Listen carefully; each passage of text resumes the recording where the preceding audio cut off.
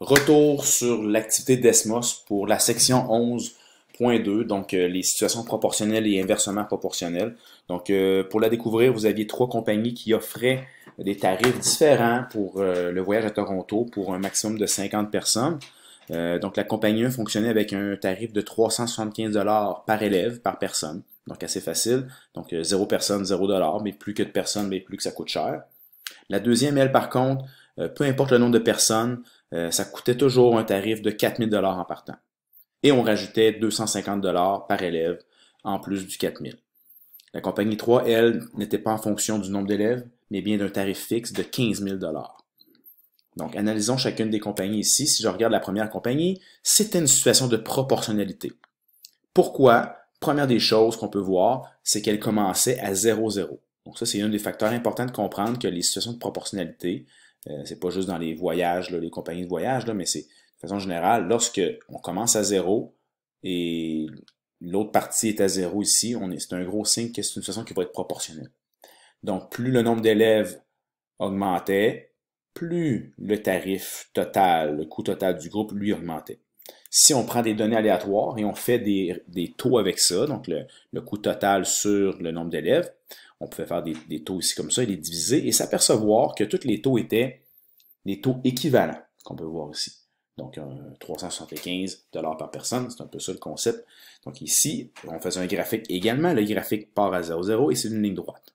Donc, c'est une situation de proportionnalité ici pour la compagnie 1. La deuxième compagnie, c'est une situation qui était non proportionnelle, qu'on peut même qualifier de autre type, tout simplement parce que tous les taux étaient différents, mais surtout aussi à cause de la différence qu'on avait ici, qui était un 4 000 $ de base. Lorsqu'il y avait 0 élève, il y avait un 4 000 $ qui était comme sous-entendu, qu'il fallait rajouter là-dedans.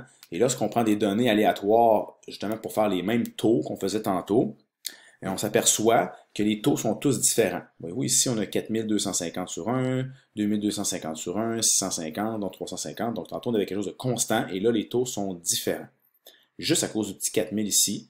Et lorsqu'on regarde le graphique, oui, c'est encore une ligne droite, mais au lieu de partir à 0,0, vous partez, par exemple, ici à 4000. Donc, ça fait une situation qui est non proportionnelle, qu'on va classer dans autre type. Cette situation-là, on l'explore ici pour dire qu'on ne fera pas nécessairement beaucoup de mathématiques dans celle-là. On va plus prendre la situation proportionnelle qu'on a vue à la compagnie 1 et la deuxième compagnie, la troisième, excusez-moi, qui est la situation inversement proportionnelle. C'est avec ces deux-là qu'on va travailler, la compagnie 1 et compagnie 3, pour vraiment faire des mathématiques. Celle-là ici, on demandait une chose de différente ici, là, que c'était non pas le coût total, mais le coût par élève, parce que le coût total, on sait que ça va toujours être 15 000, c'est un tarif fixe. Donc, la situation inversement proportionnelle, on voit que la différence, c'est que ça augmente ici dans la colonne de gauche et ça diminue dans la colonne de droite. Grosse particularité à tantôt. Si on prend des données, et là, on ne fera pas les rapports, mais on va faire le produit des valeurs associées. Donc, on va multiplier les valeurs associées sur la même ligne ensemble. Et on s'aperçoit, quand on fait ça dans cette situation-là, que c'est toujours le même produit qui est constant, donc 15 000 ici.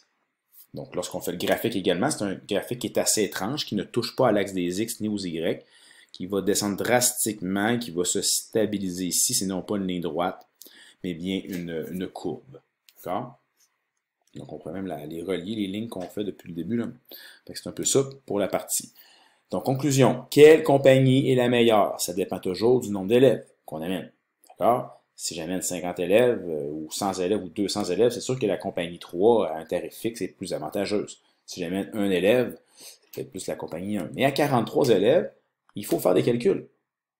Okay? On ne peut pas juste tirer dans l'air que c'est la compagnie 2 ou la 3, ou peu importe, il faut vraiment le prouver mathématiquement. Donc, j'ai mis en règle, ou un petit peu là, comment ça fonctionne pour la compagnie 1. C'était 375 $ par élève, n étant le nombre d'élèves ici. Je remplace n par 43, je calcule tout ça, ça me donne ici un total de 16 125 pour la compagnie 1 si j'ai 43 élèves. Je vais faire la même chose pour les deux autres. La compagnie 3, c'est un peu différent, hein? Il y avait comme un 250 $ par élève, plus le 4000 de base. Je remplace ici, je fais un petit calcul, ça donne 14 750. Déjà moins cher pour la compagnie 2 ici pour la même quantité d'élèves.